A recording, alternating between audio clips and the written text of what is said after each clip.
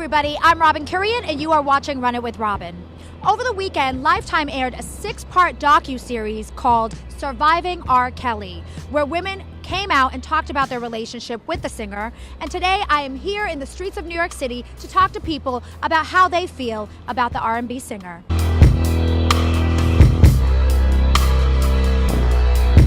I am here with these lovely ladies who, you said you're about 19, 20. That's kind of the average age that R. Kelly seems to target, sometimes even younger. What do you think about the docuseries that just aired? I think he's nasty and disgusting. One of my first thoughts was that I actually felt, I know this sounds weird, that I felt bad for him because this is obviously a cycle of abuse.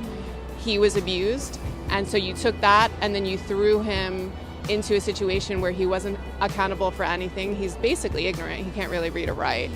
Throwing a whole lot of money at him and a whole lot of yes people around him, and this is what you get. I don't by any stretch of the imagination think that he should be forgiven for what he's done. Like, he's clearly a monster at this point, but like, this is a man-made monster. There's something about having consent, but when it becomes rape, and when it becomes something that's out of the ordinary, that's when the line should be drawn. And I really strongly feel that he should be taken to prison or something. You're a fan of his music, and you saw some of the docuseries. How do you feel about him as just a person? Yeah, do you still like his music? Yeah, I still like his music. I do, but it's just that I don't, I separate the personal, issues he's having from his music. But now that you've seen the docuseries, you hear the songs, Bump and Grind, I Don't See Nothing Wrong, Ignition. Does that make you feel like, ooh? It's a little uncomfortable, yeah, a little bit. The records is there, there's evidence from I think he had a porn video.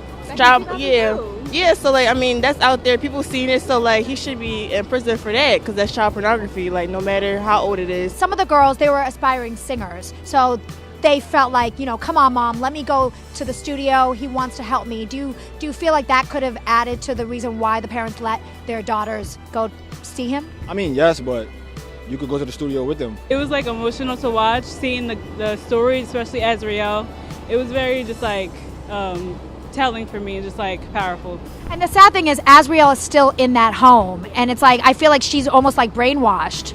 Or maybe she's held against her will. And that, to me, is right there, you should be in prison. If R. Kelly was holding white women hostage, do you think that this would be, he would be behind bars right now? Absolutely. Ladies, you guys are young, 19 years old. Do you see how somebody like R. Kelly can kind of, make you want to... My friends can manipulate me. Imagine a grown man that is a superstar that has money that can just throw it in my face. You can get this, you can go here, you can go there, you can go there. All these promises. I feel like I would have been trapped too. I think it's hard for me to separate music when he was age ain't nothing but a number with Aaliyah and she was 15. That's hard to separate. Don't you think? Or am I wrong? Well, we're looking at it now present day because now it's coming out, this is what he's been doing all the while. But that song, to me, it was timeless, it still comes on in the club, you hear it. But he wrote it for her. Yeah. There might be a theme, a continuing theme to that. You know what I'm saying? Yeah, it is. It is crazy, but I still, give my two-step on the club to it. I'm sorry. He's still stepping in the name of love. That is so sad, to everything that he did to those women. You wouldn't even believe it, especially hearing that voice that he has, those beautiful songs that he created, especially I Believe I Can Fly. That's such a classic. And then you hear what he's done to those women, especially the younger ones, or how he urinated in one of the 14-year-old's mouth. Yeah. That was terrible. That's disgusting. And the crazy thing is, while that sex tape was happening, he has all the hits coming out on the air. You got Ignition. The Chocolate Factory album was everything. Yeah. So it's do you feel like people kind of ignored what was happening and just cared more about his music? I think people were unaware, because honestly, I didn't even know about it. My mom didn't even know about it, and she's more from that era than I am, And I just think it wasn't as brought to light, because a lot of in the docuseries it does say he was such a big star at that time. He thought he owned the world, and I think that's due to how many fans put him up on a pedestal, and they didn't take the time to actually see what was going on in the background. These allegations don't come out of the blue. I'm sure they're probably true. So, I can't believe it went on for as long as it did. and nothing was done about it unless he paid people under the table to keep their mouth shut because money talks. If this were the other way around and these were white women, do you think that he would be behind bars right now?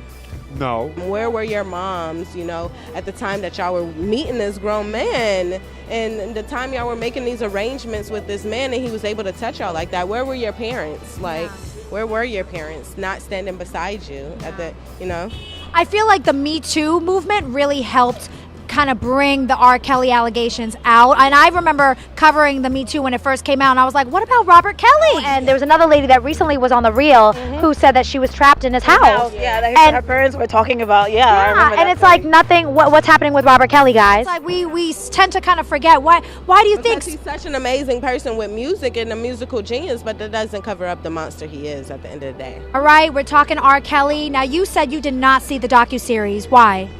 I didn't want to see it because I didn't want to see more than I already know. And the things that I already know were enough to make me not want to ever appreciate anything that he's done at this point. It's like, yes, people can say he's a musical genius and all that, but that does not change the fact that he's still a very messed up human being. Yeah. What do you think needs to be done for this man to go behind bars? Maybe he should have molested white girls. It's important that we believe women and we protect our girls. And if we're not doing that after someone repeatedly has a pattern, there's an issue. You pissing in a bucket. You getting told when to eat, when to shower. You're calling him daddy for everything. You stomping on the floor to ask to use the bathroom and still not getting answered for hours. And not eating for 3 days? Are you kidding me? I would have been to my ass home. I have a 5-year-old daughter. And she said to me, I believe I can fly. Right? I've played that song for her since she was born.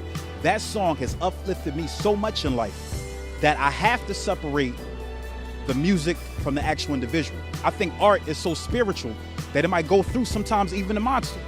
But I cannot take away the greatness of the legacy of the music that he has left us. But I would never leave him with my daughter. I was just gonna say, your daughter. Yeah. I wouldn't do that. Just and I wouldn't leave my daughter with any man though. Yeah. And then I was thinking, like, where are these women's fathers? Yeah. You know what I mean? Yeah. So at the end of the day, I feel bad for the people that was hurt, but there is no but. I feel bad for them.